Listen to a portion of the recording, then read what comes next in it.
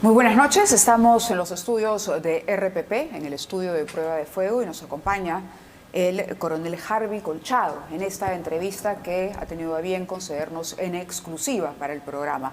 Coronel, muchas gracias por estar con nosotros el día de hoy. Gracias. Ayer se produjo un intercambio con el ministro del Interior. Usted publica un tuit bastante agresivo donde lo responsabiliza por una serie de movimientos bajos, incluso de poner en tela de juicio y de recurrir a leguleyadas para quitarle su grado de ascenso como coronel. ¿Usted escuchó la entrevista que tuvimos ayer con el ministro? Sí, así es, la escuché y por eso el día de hoy he venido para aclarar algunos puntos. A ver, en un resumen lo que dijo es: yo no hablo o no le respondo a civiles. Eso es lo que dijo el ministro. ¿Cómo le responde usted desde esta nueva situación? Bueno, indignado y en nombre de todos los policías, oficiales y suboficiales que se encuentran en la situación de retiro. Porque nuestra ley, que justamente él invoca, que es la ley de carrera, el decreto legislativo 1149, señala que nosotros tenemos tres situaciones, los que tenemos procedencia de la carrera policial: situación de actividad, situación de disponibilidad y situación de retiro. Nunca dejamos o estamos en cualquiera de esas tres a lo largo de nuestra carrera. Y segundo, de que nuestro grado es vitalicio, lo dice la ley de carrera que justamente él menciona. Por lo tanto, es una falsedad señalar eso. Y eso es una denostación para todos los policías que estamos en esa situación.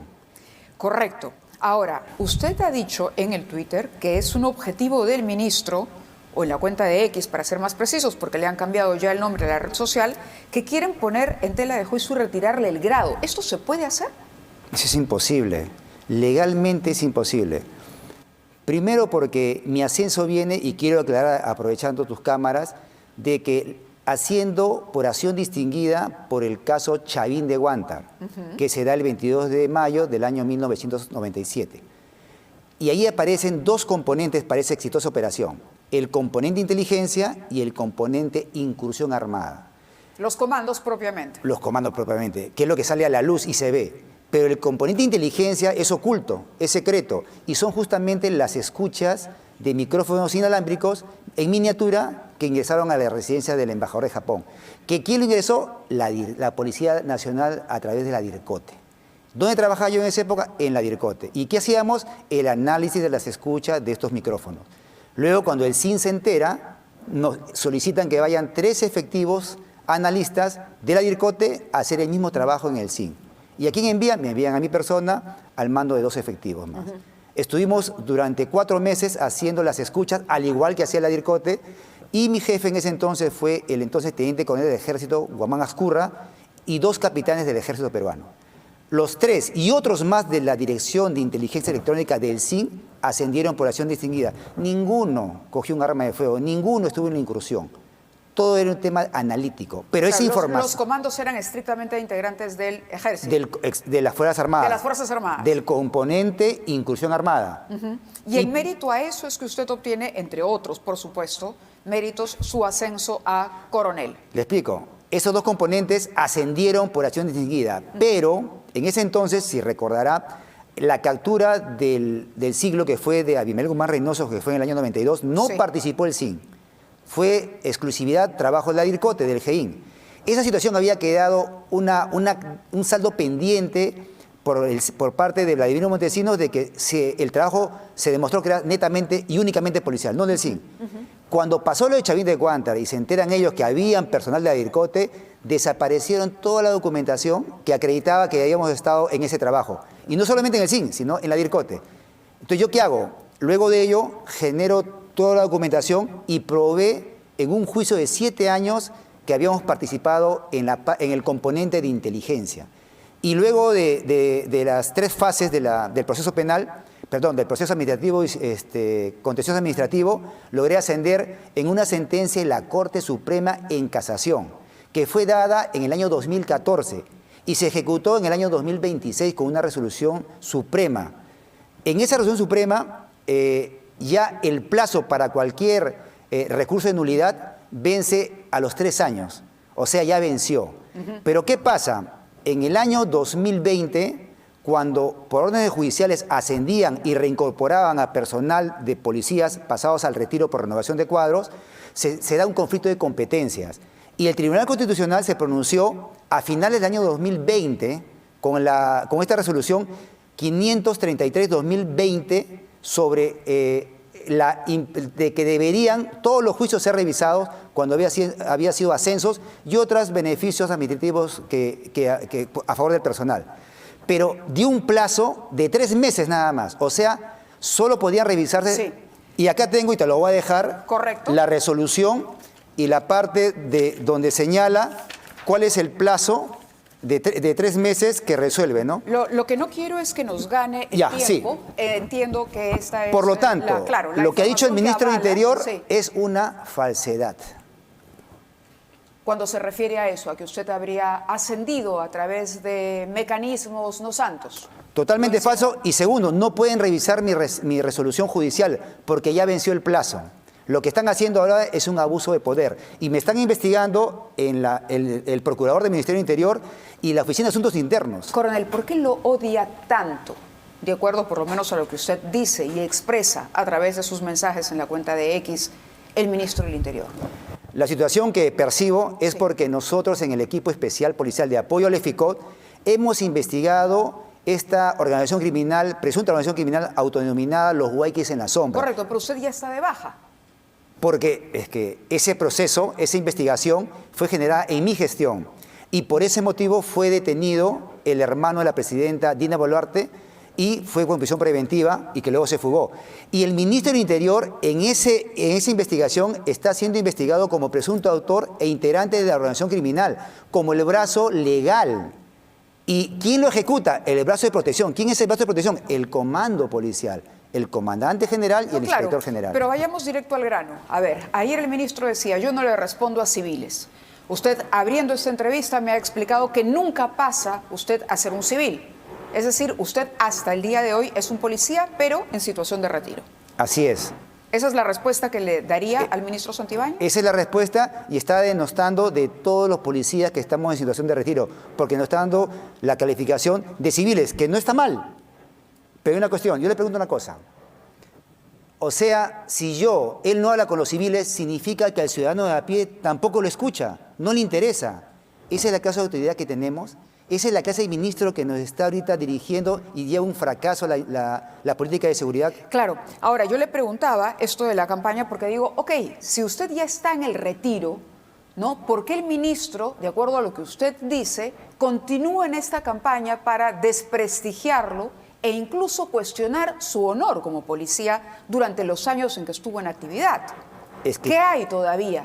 ¿Qué cuenta o quiere saldar el ministro Santibáñez, si es que cabe el uso de ese término? Es que todo esto es parte de un presunto plan para derribarme totalmente. Ya me pasaron al retiro. Primero me investigaron, me separaron, sí. Luego me pasaron al retiro y ahora me quiere quitar el grado y quiere pisotearme. Es que lo que pasa es de que su ego y el poder que él maneja en la actualidad, reforzado por la presidenta y reforzado también por algunos miembros del Congreso, le da esa situación de omnipresencia y de poder. Para que el resto que está en actividad, el mensaje es lo siguiente: si tú te metes con este gobierno en alguna investigación, si ustedes tienen información para la captura de algún delincuente presunto delincuente vinculado al poder, y haces una investigación, una detención, te va a ocurrir lo que le ha pasado a este coronel. Ese es el mensaje. Entiendo. Usted lo que dice es que yo soy, me pongo en su lugar, digamos, o trato de interpretar sus palabras, yo soy una suerte de ejemplo de lo que puede ocurrirle a otro que adopte mi postura y que quiera investigar. Usted ha mencionado en reiteradas ocasiones que hay corrupción en el más alto nivel de gobierno de nuestro país. ¿Lo sostiene todavía hoy? El gran acervo probatorio en la investigación que lleva a cabo el equipo especial policial y el EFICOT así lo demuestran. ¿A través de qué tipo de acciones? ¿Dónde se recogieron esos indicios probatorios? Tenemos los testimonios de los prefectos, subprefectos, lo que hizo Cuarto Poder con esas filmaciones de los ingresos. Se ha cogido la colaboración eficaz el señor Víctor Torres, que señala los contubernios que ha habido. Tenemos los chats y audios del capitán Izquierdo que ha mostrado. Entonces, todo ello nos asevera de que existen elementos de comisión suficientes para imputar estas responsabilidades a los que están actualmente en el poder. Y seguramente, ¿estamos hablando del señor Nicanor Boluarte? De Nicanor Boluarte, el actual ministro del Interior, varios abogados, el abogado de la presidenta Mateo Castañeda, algunos generales de la policía y coroneles.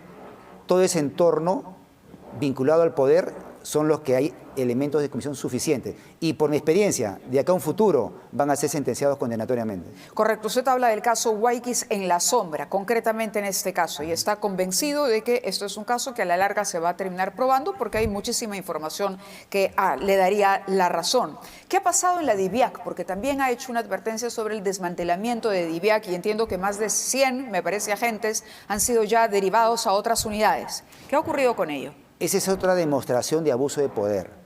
La unidad emblemática y de mayor producción en desarticulación de organizaciones criminales, de todo tipo de delito, especialmente el vinculado al poder, a la corrupción, ha sido la DIVIAC. Y de esos 136 oficiales que conformaban la cúpula de la DIVIAC, el trabajo operativo, 133 han sido removidos y cambiado de colocación. ¿De un total de cuántos? De 136, solo 3 han quedado. Solo 3, es decir, prácticamente la DIVIAC, de acuerdo a lo que nos describe, estaría desmantelada. Está menguada, solo quedan los suboficiales. Pero, como ya no puede hacer los cambios de los suboficiales, porque sería muy evidente, porque ya esto es un elemento de comisión más que acredita el interés del gobierno de desmantelar a la unidad que ha venido investigando el poder, lo que ahora va a hacer es trasladar a la DIVIAC en una modificación del reglamento de la policía a la DIRINCRI, lo va a enviar. Y la DIRINCRI es una unidad que no investiga corrupción, investiga el delito urbano violento, robo, secuestro, extorsión, estafa. Por eso le digo, en la práctica sería un desmantelamiento. Exactamente, es un desmantelamiento. Ahora, todo esto tiene como inicio una famosa reunión o acercamiento con usted, ¿no? A través de Mateo Castañeda, que entonces era abogado de la presidenta Dina Boluarte. ¿Qué pasó realmente en esa reunión?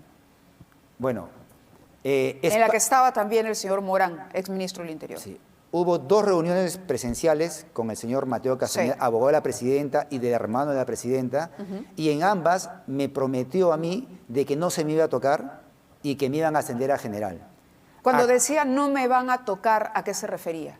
De que no me iban a tocar por no pasarme al retiro, porque debido a que había ganado en la casa de presidenta... ¿A cambio de? Si puede ser más específico. A cambio de, y habló de un término, intercambio de figuritas, y cuando se le pregunta ¿y a qué se refiere con intercambio de figuritas? Y ahí él me dice de que tengo que tener información personal o laboral del en ese entonces fiscal de la Nación y su adjunto, el fiscal adjunto Supremo Mendoza.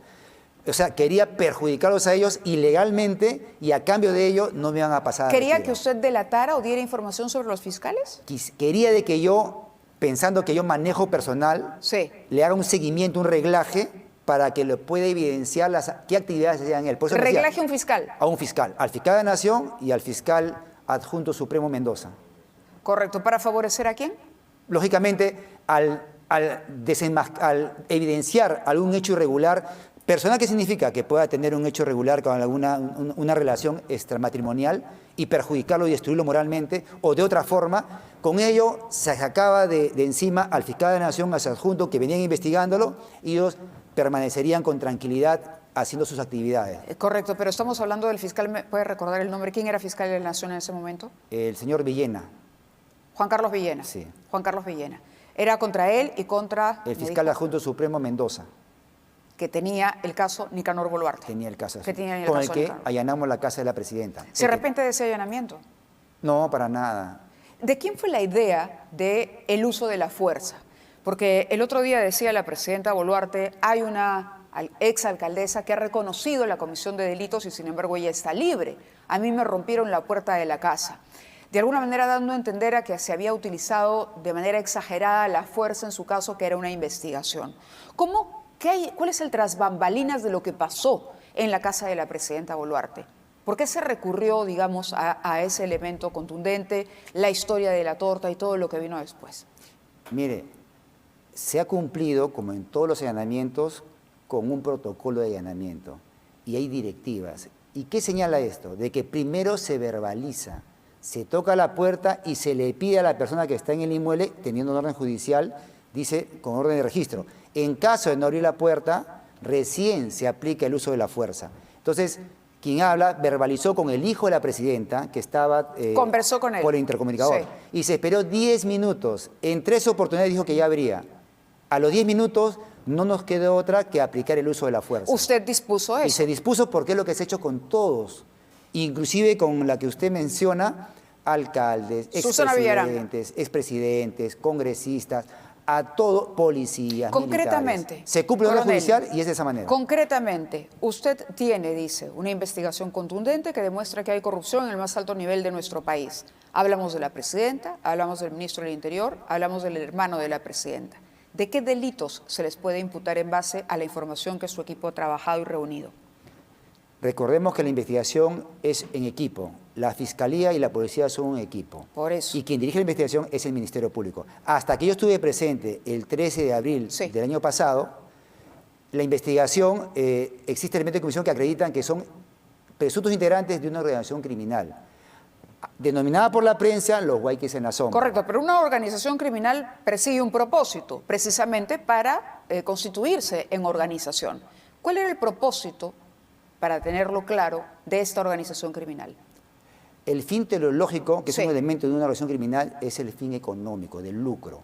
¿Y cuál es el fin del lucro? Lo estamos viendo ahora, en este caso, con esta empresa Frioinca, donde se ve que a través, cuando ella era ministra del Interior, ministra del MIDIS, y los otros han hecho sus contratos. Es decir, si me permite, claro, para ordenar, porque se hablaba mucho del señor Boluarte, que había nombrado prefectos, subprefectos, esto para la formación de su partido, pero esa era una suerte de una línea de investigación. Pero si usted tuviera que decirme hoy, por ejemplo, de qué corrupción habla, en términos sencillos, para que el público entienda, que llegan y salpican al ministro del Interior, al hermano de la presidenta y a la propia presidenta Dina Boluarte, ¿cuáles son esos delitos? En ese caso que usted dice del nombramiento de los subprefectos y subprefectos, no solamente es para que saquen votos para la formación de su partido, han cobrado para cada nombramiento un monto dinerario de ingreso para ellos, un caso de corrupción. ¿La presidenta inclusive? Su hermano, las imputaciones son contra su hermano y ella lo viene protegiendo. Y usted sabe, el hermano no tiene ni un cargo público, por lo tanto, quien nombra a los prefectos y subprefectos es el director general del Gobierno Interior, que es Ortiz Marreros. ¿Y quién es su jefe? El ministro del Interior. ¿Y quién es su jefe? La presidenta. Entonces, acá hay una autoridad mediata que tiene que esclarecer, pero eso le compete a la Fiscalía de la Nación. Eso tiene que ver con el nombramiento de prefectos. Habló también de Caliwarma. ¿En Caliwarma también ustedes encontraron información? Lo de Caliwarma es un caso periodístico que he escuchado, yo ya no estaba. Correcto, pero los roles sí. En el caso de los roles, apoyamos solo en el allanamiento. La investigación no estuvo a cargo de la policía. Tampoco. Lo estuvo a cargo de la Fiscalía Suprema. ¿La presidenta mintió en el caso de los roles? Es evidente. Y justamente el operativo de allanamiento fue exitoso, porque se halló una tarjeta de identificación de un Rolex que no estaba en la relación que manejaba el Ministerio Público. O sea, un Rolex más. De acuerdo. Ahora, volvíamos a la reunión, ¿correcto? A usted lo llama, le hacen esta oferta y usted se niega. Eso es lo que entiendo. Así es, me Usted niego. se niega. Y a partir de entonces es que empieza esta campaña sistemática para generarle una incomodidad. Nos ha dicho que de paso además viene todo el desmantelamiento. ¿Qué pasa con el capitán Izquierdo, que ha delatado también por su parte al ministro del Interior, al señor Santibáñez? ¿Lo que está diciendo es verdad? Lo que señala el capitán Izquierdo es toda la verdad. Y cuando estuve a cargo de coordinador de equipo especial y lo comandaba él me reportaba lo que el ministro, cuando no era funcionario público, era un abogado más, le pedía información para que él asume el cargo de ministro. Esa era su intención. Correcto. A ver, lo quiero poner así para que quede claro. Para usted entonces el señor hermano de la presidenta está inmerso en la comisión de delitos. Delitos que además tienen como finalidad un asunto económico, ¿no? Hay un tema de dinero con el cual se beneficiaría él. Encubierto por la presidenta. ¿Qué papel cumple el señor Santibáñez en esta organización criminal que usted describe? Él es el brazo legal que le presta el asesoramiento para quedar ellos, librarse de las imputaciones. ¿Y cuál es su función? Desarticular el equipo especial policial de apoyo al EFICOT. ¿Puede hacer eso un ministro del Interior? ¿No pasa por encima de la autoridad que tiene el comandante general de la policía? Es decir, ¿un ministro puede disponer el cambio de los agentes? ¿Dónde queda el papel del general Sanabria, por ejemplo? El general Sanabria también en la tesis fiscal está denunciado como presunto integrante de la organización criminal, como el brazo protector. Por lo tanto, los dos están involucrados en esta investigación. Entonces, y los de otros oficiales más, como el general Belis de Inspectoría, los coroneles de Inspectoría, que han sido el brazo protector, ejecutor, para que nos puedan retirar de la dirección de la DIVIAC y investigar a varios policías del equipo especial policial, entre ellos el capitán Izquierdo. Usted quiere volver a la policía y está seguro que va a conseguir esa reincorporación, ¿correcto? Tengo todos los elementos que acreditan de que ha habido un abuso de poder y seguramente el Poder Judicial va a resarcir y va a disponer mi reincorporación. ¿Confía en el Poder Judicial? Confío en el Poder Judicial y que se hará justicia.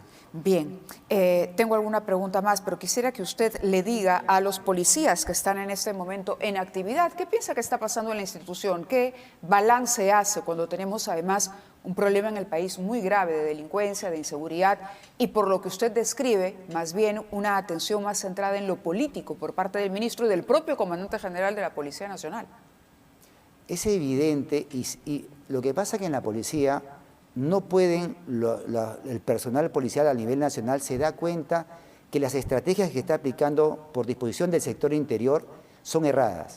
Plan Amanecer Seguro, Retorno Seguro, Génesis, son más planes de tipo preventivo, de patrullaje, y han debilitado la investigación criminal y la inteligencia. ¿Y esto por objetivos políticos? El objetivo es político porque solamente tienen fines populistas. Correcto, pero el objetivo político entonces se convierte en una prioridad cuando se deja de lado el objetivo que es la lucha contra las organizaciones criminales. Estamos hablando de corrupción, efectivamente, al más alto nivel. Te lo acabo de detallar. ¿En algún momento ha comparado la situación que enfrenta hoy el gobierno o lo que ha ocurrido con el copamiento de instituciones con lo que ocurrió durante los últimos años de Alberto Fujimori y Vladimiro Montesinos? ¿Es comparable? Efectivamente, y lo he dicho, esto me hace recordar en la década de los 90, el segundo gobierno del ingeniero Fujimori fue similar, coparon las instituciones del Estado, diferentes instituciones, reorganizaron el Poder Judicial, el Ministerio Público, una comisión a cargo de una fiscal de la Nación, manejada por ellos. Igualito está sucediendo, está siempre la amenaza y la acusación al Ministerio Público. ¿Qué están diciendo? Se va a reformar el Ministerio Público, se va a reformar el Poder Judicial. Esa situación fue similar en esa década, que lo hemos vivido y estuve en actividad. Entonces lo conocemos, con la diferencia de que en ese entonces el gobierno de Fujimori tenía la mayoría en el Congreso o gran parte de esos tránsfugas. Ahora lo que han hecho ellos, que no tienen bancada, es aliarse, ¿no? Y lo hemos demostrado en una investigación contra los congresistas denominados los niños. Entonces, tienen ese pacto contubernio que lamentablemente está perjudicando al sistema de justicia y creando la inseguridad. Pero los congresistas, los niños, estaban más bien vinculados a Pedro Castillo, no tanto a la presidenta Boluarte. Si no te... Sí. Claro, efectivamente. Pero si tú te das cuenta, las normas, como son la reducción de los plazos de colaboración eficaz, el cambio del tipo penal de delito de organización criminal, la reducción de los plazos para las escuchas legales y la detención preliminar judicial, todo ello ha beneficiado ¿a quién? Justamente a los investigados, que son estos congresistas, y también al gobierno. Los dos se han beneficiado. Con el fin de protegerse ellos, han malogrado normas, herramientas legales que nos han servido para reducir el delito. Pero sin querer, como ellos se han beneficiado también a los delincuentes de delitos urbanos y violentos. Y eso es la avalancha de inseguridad que se ve ahora. Ha dicho usted que al final de esta historia, si se hace justicia, de acuerdo a su interpretación, quienes están hoy en el gobierno terminarán presos. Así es. Con mi experiencia y visto todos los elementos de comisión que hay, es evidente que con mucho menos ha habido sentencias condenatorias. Y seguramente, una vez que dejen el poder, ellos van a ser juzgados como debe ser y van a ser sentenciados condenatoriamente. ¿Se reafirma en eso entonces? Sí, me reafirmo. ¿En que van a terminar presos? Cuando habla incluso de la presidenta. Es grave todo lo que nos está contando y es grave lo que usted ha venido sosteniendo, pero no tiene aparentemente temor al decirlo. No tengo ni un temor, porque he combatido en el Alto Guayaba terroristas, he tenido enfrentamientos a delincuentes comunes cuando trabajé en la Divincri Norte. Entonces, Estos son delincuentes, presuntos delincuentes denominados los de cuello y corbata. La presidenta y el caso Cerrón, hemos hablado de Rolex, ¿correcto? Se trata ahí de regalos, obsequios por parte del señor Oscorima y ya dijo calidad de préstamos. Ese es uno de los casos que ve. Son en total como 7 carpetas las que tiene la presidenta. El otro es el tema de su hermano, el tema de la convocatoria de prefectos con, en teoría, ¿no? Y digo entre comillas, el trabajo para el nombramiento de prefectos a cambio de una recolección de firmas. El otro caso es el cofre y Cerrón. ¿Qué información tiene usted sobre eso? ¿La presidenta en efecto encubrió a Vladimir Cerrón? Entiendo que es una investigación reservada. Me iban a notificar a mí de la Comisión de Fiscalización del Congreso porque tengo el conocimiento de algunas actividades que por ahora no lo quiero mencionar porque también manejo cierta información que vislumbraría el apoyo del actual gobierno porque para se la fuga habla de Cerrón. reportes directos de policías que tenían que ver directamente con los operativos y eso ha sido de conocimiento este fin de semana. Es decir, policías que tenían conocimientos. El señor Arriola, me parece, el general Arriola, es uno de los que dijo en su declaración, la declaración que se hizo pública este fin de semana, que en efecto, si solo hubiera actuado la policía, ya se hubiera dado con Cerrón. Pero entonces no actuó solamente la policía, sino que hubo una interferencia que vino de otro lado. ¿Esa interferencia es política?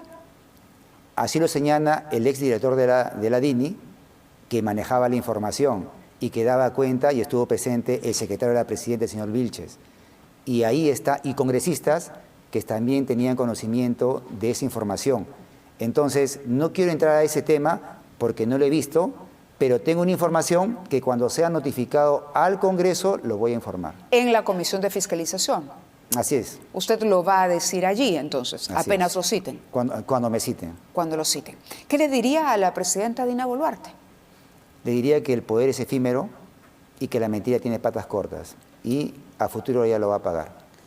¿Y por dónde están las patas cortas de las mentiras de la presidenta? En lo que acabo de decir. En todo lo que me acaba de decir, pero son muchos casos en realidad. ¿Cuál considera usted ha sido lo más grave o el acto de corrupción más reprochable que se le puede hacer al gobierno de la presidenta Boluarte? Lo que pasa en la corrupción, grande o pequeña, es corrupción. No, yo lo entiendo, pero si usted tuviera que decir, acá hay una situación de pronto emblemática por donde debería empezar a jalarse el hilo para reconstruir esta etapa de nuestra historia, ¿por dónde empezaría? Yo considero que, por lo que hemos visto y la gravedad de haber afectado a niños, estudiantes en zonas vulnerables, es el caso Caliwarma. El caso Caliwarma. Sí, es muy gravísimo. De acuerdo. Y lo otro es, bueno, esperar que usted ejerza su derecho a la defensa. ¿Usted va a insistir ante tribunales internacionales, va a recurrir a instancias internacionales o confía en que aquí internamente va a poder cumplir con ese sueño que es retornar a la policía? Voy a ir a todas las instancias y también estoy viendo la parte de instancias internacionales ante la Corte Interamericana de Derechos Humanos y al Poder Judicial. Acá en la policía hay buenos y malos policías, hay buenos y malos jueces, hay buenos y malos fiscales. Es así. Espero que mi proceso recaiga en un buen juez, que haga justicia nada más. ¿Y a Santibáñez qué le respondería al ministro del Interior, que ayer se refirió en estos términos a usted? El día de ayer él señaló de que yo creo que engañaba, me dijo algo así. Ya, evidentemente, con lo que acabo de decir sobre esa norma... Casi le ha dicho falso valor. Así es. Y yo le preguntaré a él si él, en realidad, quién es el que tiene un falso valor o quién es el que engaña. Yo le demuestro con pruebas y te dejo el documento. Él solo habla, porque ese es su trabajo. Tiene un rol de abogado defensor. Minimiza lo que no le conviene y maximiza lo que le conviene. ¿Qué gana el señor Santibáñez? ¿El cargo de ministro del Interior? ¿Eso es lo que gana? Por favor, eso es lo que es. En este ajedrez que usted nos describe. Eso se evidencia en los chats del capitán Izquierdo. Su necesidad hasta rogaba con información para que le den el cargo de ministro. Por favorcito, amigo, hermano, dame la información de la resolución de la presidenta, del allanamiento de la Casa de la Presidenta. Ya a cambio de eso, él iba a obtener el cargo que hoy ostenta, es lo que usted nos dice. Y lo logró. Y luego, el siguiente paso, ¿cuál es? La orden de mi jefa, ¿cuál es? Desactivar el equipo especial policial de apoyo del FICOP. Después, ¿cuál es? Desactivar la DIVIA. Después, ¿cuál es? Sacar a la fiscal Marita Bar. Y cada uno tiene un rol, ¿no? Y eso es lo que ha logrado, ¿no? Es interesante porque usted dice, bueno, ya logró él lo que quería. Es ministro del Interior, ¿no? Pero es un ministro con un alto nivel de desaprobación, que literalmente estaría perdiendo la guerra contra la delincuencia. ¿Cree que usa incluso también a la presidenta con otro tipo de objetivos? El objetivo final de él es llegar al Congreso para obtener inmunidad Y cuando le vengan sus procesos judiciales, por todo esto que acabamos de explicarte, va a generar esa inmunidad que no va a permitir que lo investiguen. Es por eso que está dando normas y procedimientos y operativos que son de tipo populista. Se está irrogando logros que no ha sido su gestión, como el aumento de sueldos. Proyecto de ley de años que estaba por darse para el aumento del sueldo. Pero hace ver como que él fue el único que lo solicitó. Lo que es la recautorización de oficiales, de suboficiales para oficiales de servicio, que es un pedido de años de la policía que ella se iba a dar, pero está haciendo ver como si fuera en su época. Y los operativos que sale permanentemente en estos vecindarios seguros, amenazas seguro, que también es de tipo populista. Él, me acuerdo que le decía a Culebra, le comentaba de que él quería, cuando asuma como ministro, va a ser como el general Urresti del ejército, como ministro.